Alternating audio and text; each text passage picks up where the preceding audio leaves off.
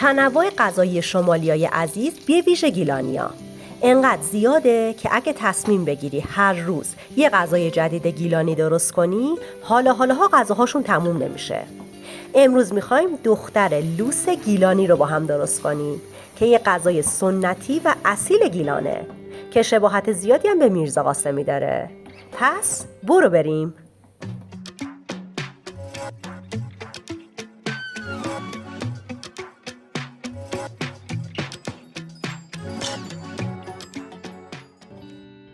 سه تا بادمجون بزرگ رو روی منقل یا گاز خونه کبابیشون کنین. حتما قبل از کباب کردنشون با چنگال یا چاقو روی سطح بادمجونا رو یه مقدار سوراخ کنین تا طعم دود قشنگ به خورد بادمجونا بره و خوشمزه تر بشن. بعدم بذارین بادمجونا که یه مقدار خنک شد پوستشون رو جدا کنین. برای درست کردن این غذا به هیچ عنوان نباید بادمجونا رو سرخ کنین. حتما باید کبابی بشن.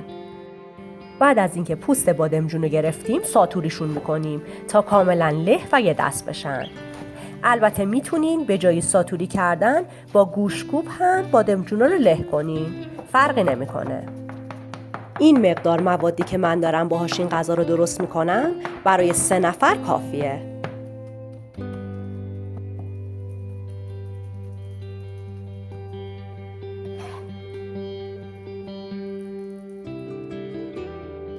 سه تا گوجه فرنگی بزرگ رو هم کبابی کنین و بعدم پوستشون رو بگیرین.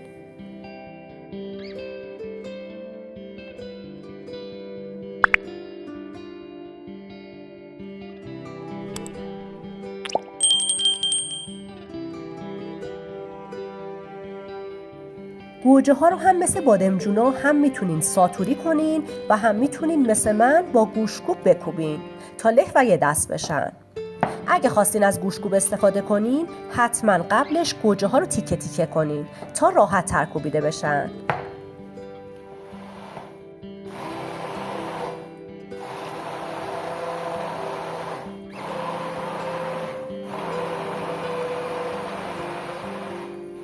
چهل گرم کره رو بندازین تو قابلمه، با حرارت کم اجازه بدین آروم آروم آب بشه. چون این غذای محلی و سنتیه خیلی بهتره از روغن یا کره محلی برای درست کردنش استفاده کنین. 7-8 تا حب سیر بزرگ رو رنده یا له کنین و به کره اضافه کنین. یه تفته کوچیک بدین تا عطر سیر بلند شه.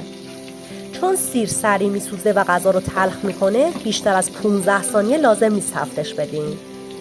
شمالی‌ها توی بیشتر غذاهاشون سیر اضافه میکنن. شاید یکی از دلایل خوشمزه بودن غذاهاشون همین باشه، چون سیر واقعاً عطر و طعم فوق‌العاده‌ای به غذا میده. 10 تا گردو رو مغز کنین و توی غذاساز یا مخلوط کن آسیاب یا پودرش کنین. اگه مخلوط کن یا غذاساز نداشتین اشکالی نداره. گردوها رو بریزین توی دونه کیسه، در کیسه رو گره بزنین، بعد با گوشتکوب گردوها رو پودر کنین.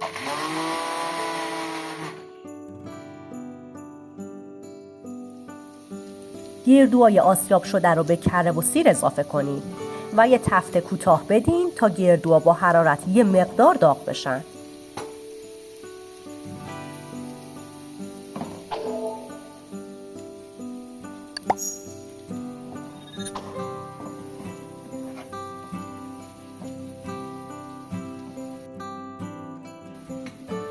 یه قاشق غذاخوری سرپر سبزی‌های خشک معطر به مواد اضافه کنین. اصل این غذا با سبزی‌های خالواش و چچاق درست میشه. ولی چون این سبزی‌ها همه جا پیدا نمیشه، شما میتونین از سبزی‌های معطر دیگه مثل ریحون، گشنیز، پونه و نعنا استفاده کنین. اگه خواستین از نعنا استفاده کنین خیلی کم بریزین چون غذا رو تلخ میکنه. یه قاشق غذاخوری سرپر رب انار به مواد اضافه کنین و تف بدین تا رب رنگ باز کنه و یه مقدار سرخ بشه. برای درست کردن این غذا حتما از رب انار ترش باید استفاده کنین. سعی هم کنین از رب انار محلی استفاده کنین چون غذا رو خیلی خوشمزه تر میکنه.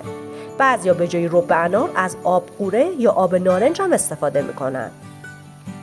بادمجونای ساتوری شده رو به مواد اضافه کنین و تف بدین تا بادمجونا با مواد دیگه یه مقدار تف بخوره و سرخ بشه.